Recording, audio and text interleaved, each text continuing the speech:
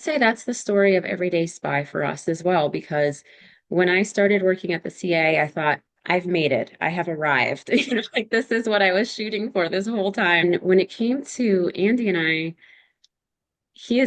used to say that he's the only person I trust 100%, and then he always corrects me and tells me I don't trust anybody, which is true. So, Welcome to In Network. I'm Olivia Valtolini Prisco, digital design and experience intern. And today's conversation is one I've been particularly looking forward to. We're speaking with someone whose career sits at the intersection of intelligence, leadership, and human complexity. Jihi Bustamante is a former CIA targeter who has spanned counterterrorism, operational strategy, and high-stakes global missions. Her experience offers a rare insight into how intelligence is actually applied, not just analyzed. Through her work and in her book Shadow Cell, she shares a realistic perspective on what it means to operate under pressure. So, we've touched on your career at a higher level, but I'd love mhm. to begin more personally. Beyond the titles and the missions, what experiences have most shaped you, who you are today?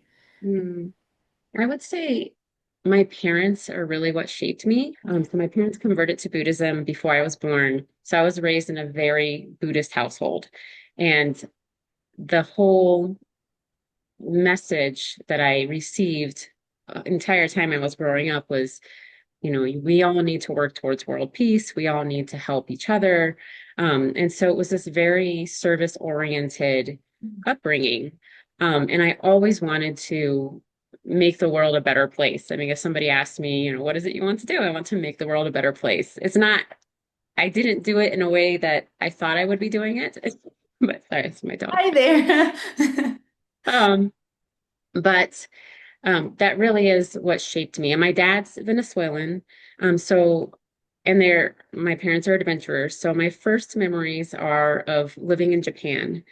And so when we moved back to the United States when I was 6, I was not, I didn't feel very American. There was actually like a little bit of a culture shock. And then every summer we would travel to go see my dad's family in Venezuela. So I felt like I had this more of a worldview than my peers at the time. And then on top of that, we had this Buddhism, which had a very international population as well. So it was this combination of understand. I felt like I understood the world a little bit better than my friends who had grown up in the same city. And then I had this constant messaging of make the world a better place. I think the first thing you notice when you travel are the differences. But then when you really look, there's so many similarities because we're all humans. We all have these same basic needs. And you see that culture after culture after culture. Yeah, sometimes we do forget this very Mhm. important foundation we all share. And Yeah. yeah, so as we were saying, you've lived, worked, and traveled extensively. What were pivotal moments that led you from global travel and research into intelligence work and eventually to everyday spy? My, when I was in college, I I changed my major. I started college when I was very young, when I was 17. So I changed my major 5 times. I wanted to be an interpreter. I wanted to work in international affairs. I wanted to do all these different things. I finally ended up getting my degree in social work. And what I wanted to do, so I went to law school and studied social work at the same time. My school had a great program. And so I either wanted to practice immigration law or international law, or I wanted to work in the social work field with refugees and asylum seekers. And I ended up working with refugees and asylum seekers, which was a very, very eye-opening experience Mm. because when you travel overseas with your family or with as a tourist, you see one side of the world. And Mm. usually it's a fairly pleasant side. But when you meet people who are refugees or asylum seekers, you really see the dark side of what humanity can do. And you come to realize that that can happen anywhere in the world because it is also human nature. All of those negative things are also human nature. Um, so that was really powerful for me. And I was doing that, but also still seeking a more permanent position. So I was working for a nonprofit agency, which you probably know. The funding can be a little hit or miss. So Yeah. I was looking for something a little bit more stable, and I started applying to the federal government. And I applied to the CIA as a last minute. I saw them at a job fair, and I'd applied everywhere else. And I thought, oh, I really don't want to work for them. But they do have an international focus. And so I thought, well, I'll just try it.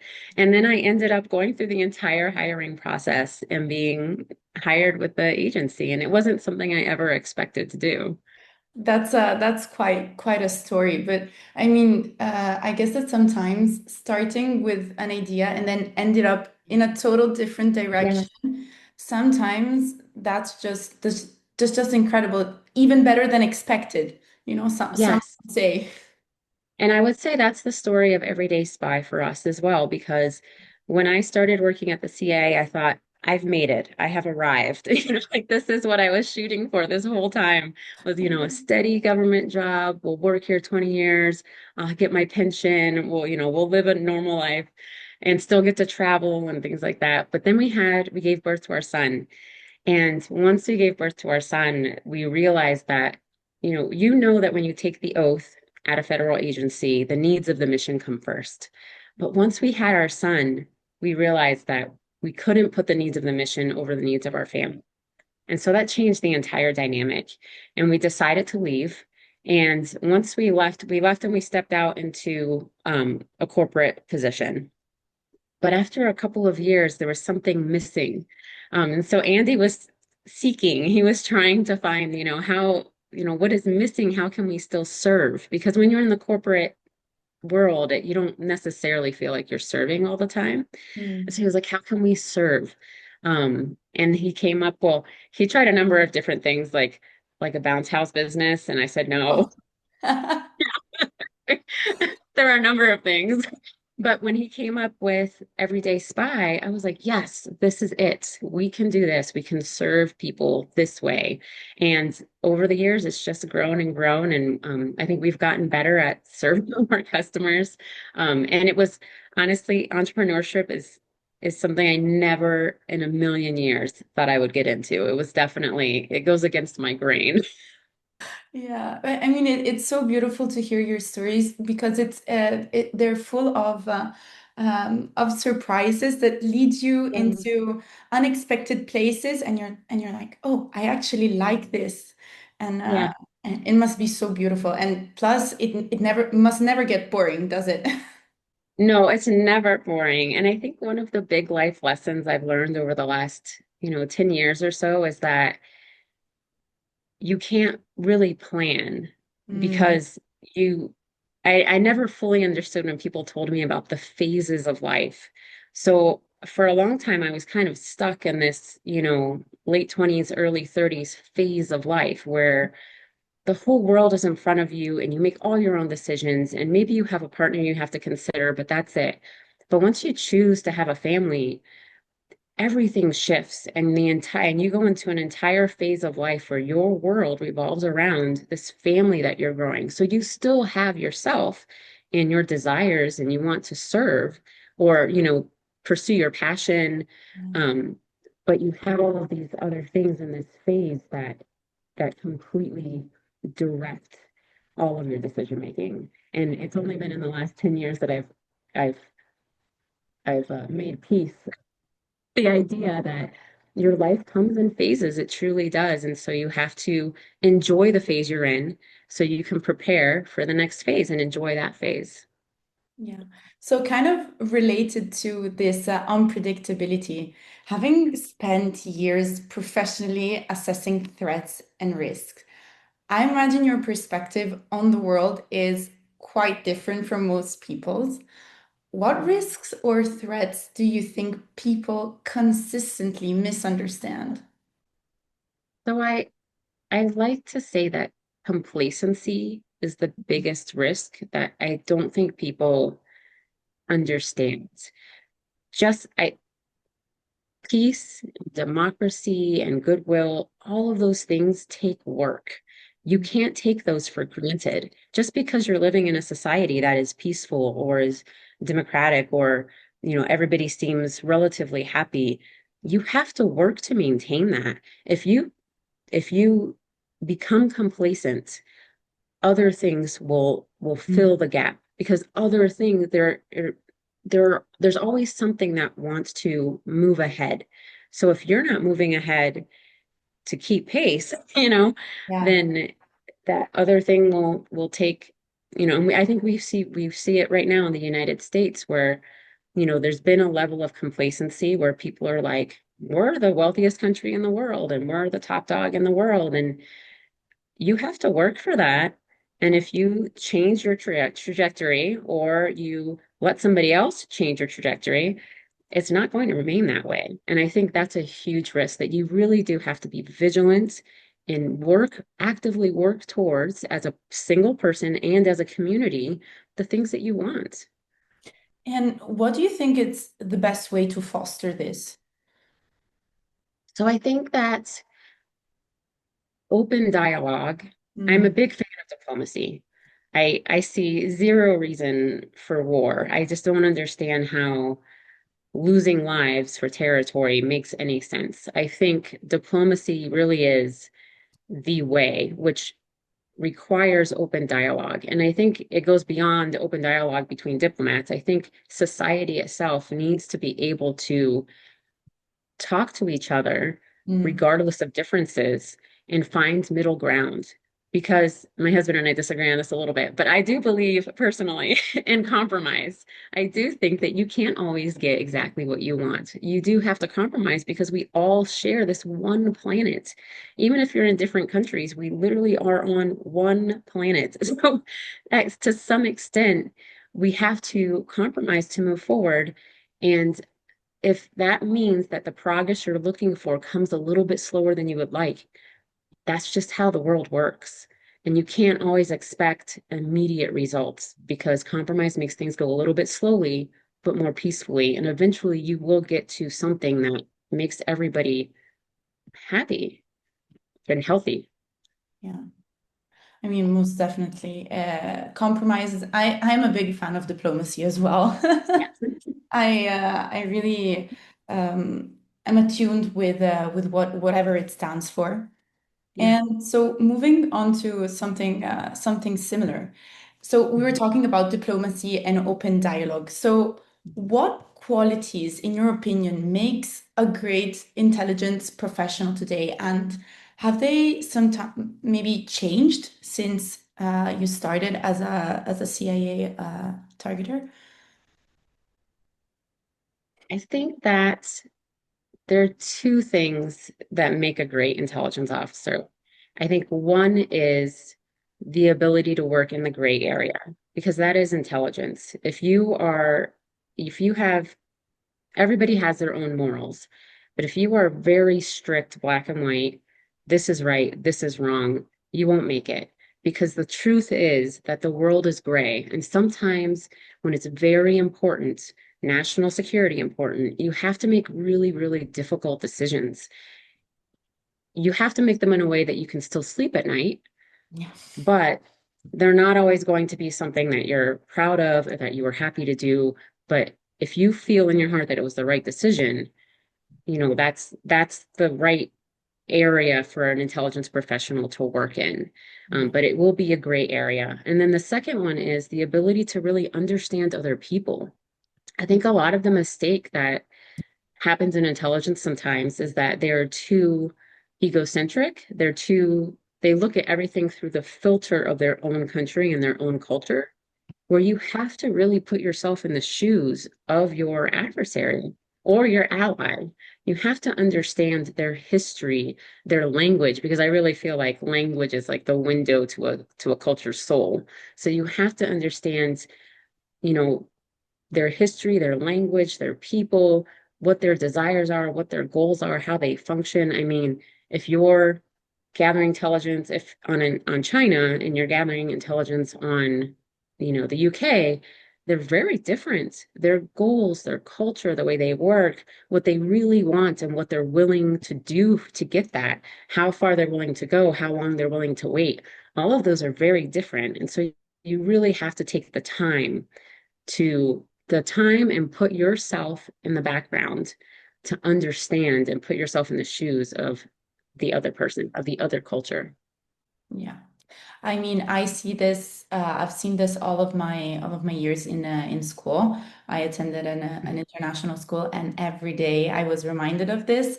And now that I'm actually at university and I study international relations, and most of my classmates are from different parts of the world. I mean, sometimes I Mhm. just look at them and I'm like, wait, what are you thinking? And then I was like, yeah, but that's my Yes, Italian mind. Maybe just get out of that yes, Italian mind and just get to, I don't know, for example, into a Georgian mind because I have a few Georgian yes, classmates. And so I said, okay, wait, take a step back, take a step back yes, and try a different perspective because, as you said, it's not all black and white. yes. And actually putting energy into understanding other perspectives is so, so important. And that is part of what leads to open dialogue and understanding, and coming to that middle ground with people. Yeah. So on a similar topic, I recently developed a certificate program in counterterrorism and operational leadership. And throughout it, I've seen how challenging leadership under extreme uncertainty is, the gray zone you were just talking about. Yeah. From your experience building and managing intelligence networks, what distinguishes effective operational leaders from the rest? So I think that the most effective operational leaders are people who don't put themselves above others. You might be in a leadership role where the final decision is yours and the ultimate responsibility is yours, but you can't put yourself above the other team members because everybody brings something really crucial to the team. Yeah. So, like in Shadow Cell, we talked about the team that we built, and everybody had a different skill set. Everybody had something really important that they brought to the table. And without that combination of skills and talents, we wouldn't have been successful. So I think leaders have to recognize that they need a team and they have to listen to the team. Even though the ultimate decision and responsibility may be theirs, the team is really, really important. And you have to have the right combination of people, which means that they're not all going to be the same. And there might be differences of opinions and different outlooks, but that is equally as important as, it's even more important than having everybody who has the same outlook and the same perspective. That's not going to get you very far. Yeah.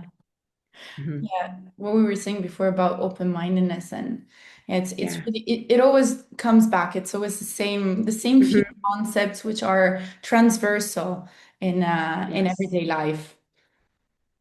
And so shifting more on another level, looking back, what is your personally most significant and meaningful achievement?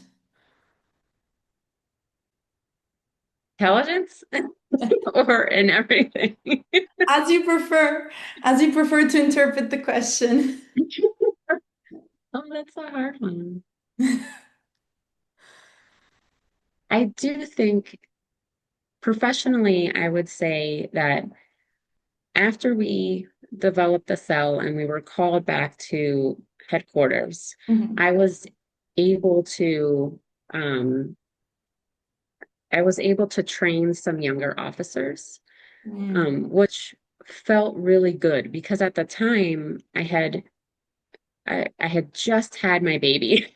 So suddenly my entire perspective shifted, and I'm Yeah. always a really big fan of handing it off. I'm a big fan of redundancy and creating things in a way that you can hand it to the next person because you shouldn't keep everything. I mean, you are not the most important person in the world. So, I mean, maybe to like your parents, you are, Yeah. professionally, there should always be someone who can step into your shoes. I firmly believe that. I firmly believe in the entire concept of having an apprentice, which we don't do anymore.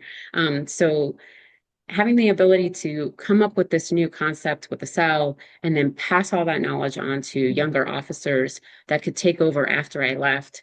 I felt like that was a really big accomplishment because I felt like I was leaving something behind that was meaningful. Yeah. I mean, as you were saying, serving the world, whether it's the Uh, future generation, the next generation. yeah, Yeah. Yeah. And yeah, that's exactly what we at the In Network do. We aim to bridge yes, together future, whether it's diplomats, leaders, or whatever, with yes. experienced people like you in Mhm, their respective areas. mhm, And talking about Shadow Cell, the book. mhm. It must have been challenging to, uphold your faith to the Fed and your allegiance to that while in still wanting to serve the world. How did you and Andrew manage this? How did you make these two things coexist?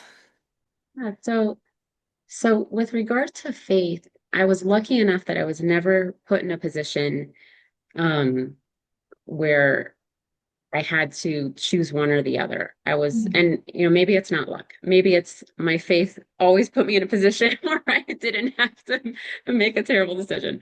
Um, but yeah, so I always felt like, through my faith, I was always put in the right place at the right time, Mm, and it always guided me to make the right decision. So that was really helpful for me. And then when it came to Andy and I used to say that he's the only person I trust 100%, and then he always corrects me and tells me I don't trust anybody, which is true. So he's the person I trust more than anybody else. okay. We'll say it that way.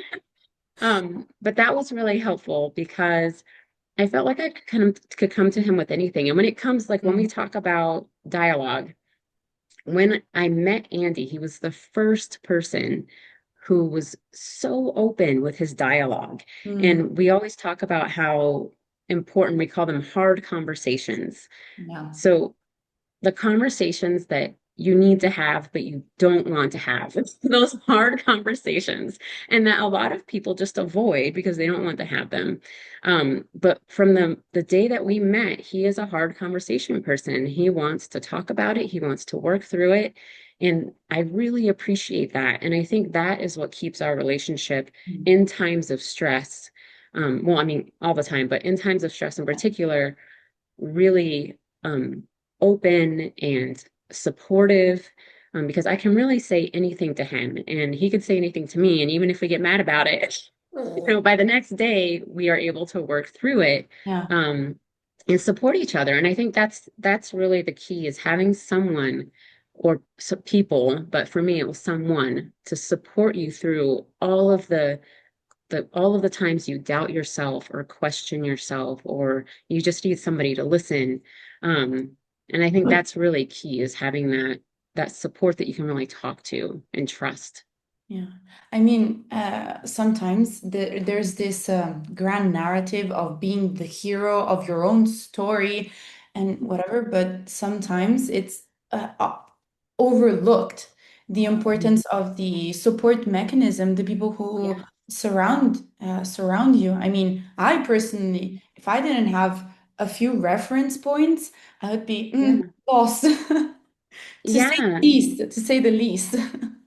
Yeah. I don't think you can do it alone. I think you can be your own hero, but I don't think that you can go through life alone at all. You need support in some way. Yeah, and actually, before when you were mentioning about the hard conversations, I had the honor to interview another person who was talking about these hard conversations. She's Sara Minkara. She was a former U.S. Diplomat, and she for disability inclusion, and she said the easiest way to integrate disability into the mindset and into the foreign policy is starting with those hard conversations. So Yeah. I find it really interesting how two professionals, very high in their career, both reach the same conclusion. Yeah, you can't shy away from it. Yes. So we were talking about having hard conversations, and you could being able to go to Andy about almost anything. In your book, you mention your struggles with anxiety. Given the importance of mental health, could you give an overview of how you were able to coexist along with this challenge? Yeah, so when I was first diagnosed, before I was diagnosed, I was just pushing through because I developed my general anxiety disorder when I was 27. So for the first 6 months after developing it, I just pushed through. I didn't know what it was. But once I was diagnosed, I went to therapy for a year, like psychotherapy, where I talked to somebody, and that helped me understand what was happening. And once I could understand what was happening and maybe what some root causes were, I was able to, I mean, one of the big things I did was I slowed down my life. Mm, So I focused on Andy and I were dating already. So I focused on Andy, I focused on work, but then outside of that, I tried not to overfill. I mm, tried to just enjoy my time off and enjoy my job. And Andy's completely opposite from me. So tried to really learn from Andy how to just let things go and yeah. not worry about them. And definitely, it's not, it's definitely something that I think is lifelong for me. Mm, So depending on what's happening in my life, like my anxiety might spike or go down. mm, But it's a constant effort mm, to make sure I'm doing the right things for myself. So exercising, eating well, making sure I sleep. Sleep is always a priority, always. Um, I try to meditating actually really works if you can mm, make time for it. Journaling. So I've gone through these phases, but it's really a constant work in progress. And I think, when it was just the two of us in my job, I had such, I had such laser focus on those two things that it made it easier. Um, and I loved my job. So it was easy when things were stressful in a way where you felt like you were making a difference. So, there's a terrorist attack and they call you in on the weekend and you're working, long hours, but you feel like you're making a difference. yeah. And then you get to make sure you catch up on sleep later. So, yeah, so it's really just knowing what helps you and Yeah. then doing your best to prioritize those things. I worked with my office mate had high anxiety as well. And she said every single night she took a bath, no matter what time it was, every Okay. single night. And I thought, well, that's really interesting. Yeah, that was her self-care. And I mean, within the intelligence community itself, was mental Mhm. health something openly discussed, or was it something, maybe more taboo? I would say somewhere in the middle. It Okay. was Everybody knew that it wasn't, oh, so when I was a social worker, Okay. mental health was front page. Everybody talked about it. Everybody was very aware. It was, an easy topic of conversation. In the intelligence community, everybody's aware Mm, because there are tons of people who have, as throughout their career, have different issues. Um, and they have lots of resources at the agency they have psychiatrists in the building, in their main building, doctors. They were the ones that helped me get a cleared therapist. Um, so there's lots of resources, but it's not talked about in the same way as it was in my social work field. It's more not taboo, but people kind of talk about it amongst themselves. mm, So, there's encouragement to get help and take care of your mental health, but those conversations are really had between, one and two people at a time, not at the office meeting where everybody, take care of yourself. yeah. So yeah, because really in the intelligence community, the needs of the mission come first, and they make that very clear. Mm, But they also know that if you're having a breakdown, you can't meet the needs of the needs of the mission. Yeah. So, there's a fine line there that they're walking. Yeah. I mean, it must have been quite challenging, and I can only imagine about that. And staying on a similar topic, I mean, you worked in the CIA. You've described everything in your shadow cell, and I got Mhm. goosebumps. But I mean, you've seen basically all of it. However, what scares you the most? And what scares me the most in general Hmm. about the world is it takes it really takes one bad leadership decision to knock all these dominoes down and make a lot of people suffer unnecessarily. And I think that's what scares me the most is there have to be, just like the United States was created, there are supposed to be checks and balances Mm, here. And I think in the worldwide, there have to be checks and balances. You can't have one person leading everything. Just like I was saying earlier, you need the team. It can't be one leader just charging ahead. You need the team to balance all of the decision making and all of mm, the dialogue. So for me, I think the scariest thing is, you know, having leadership that's not checked. And then mm, I think the second scariest thing is having a population that doesn't speak out. mm. I think we've seen, over history that, eventually oppressed people always revolt. They always speak out. People can only take so much. But I think the earlier you speak out, the better. And so as soon as we start seeing something that is bad for society, is bad for the world, then we should speak out. We can't stay silent. Yeah, I most definitely agree. I mean, when people are oppressed and consequently all of their, surroundings, their emotion, their being as a self, then you reach a limit, and Yeah. that's very, very dangerous, not only for Yes. oneself, but for Hmm. everyone around. Yes. Yeah. Yeah. Desperate people do desperate things, and Yeah, we I don't want to mean, get there. you must have seen that a lot in counterterrorism and with working with terrorists, right? Yes. And it's so amazing to watch, to have worked with refugees and asylum seekers and torture survivors and then work counterterrorism because you understand that the people committing these acts, I mean, I think everybody, right? Everybody was a child at some point, Mm, and something led them down the path that they were on. So a lot of the lower level people who are committing the acts, if they had something else, they would never do that. And then the people who are ideological, who are leading, something happened along the way mm, that put them on that path. And can we address the causes so we don't have to constantly be running after the symptoms? And for me, I think that's something that's missing, um, from a government perspective, is we're constantly addressing the symptoms and not no. putting enough attention towards the causes. Yeah, I totally agree. I mean, and is there any way you would see how this could come true?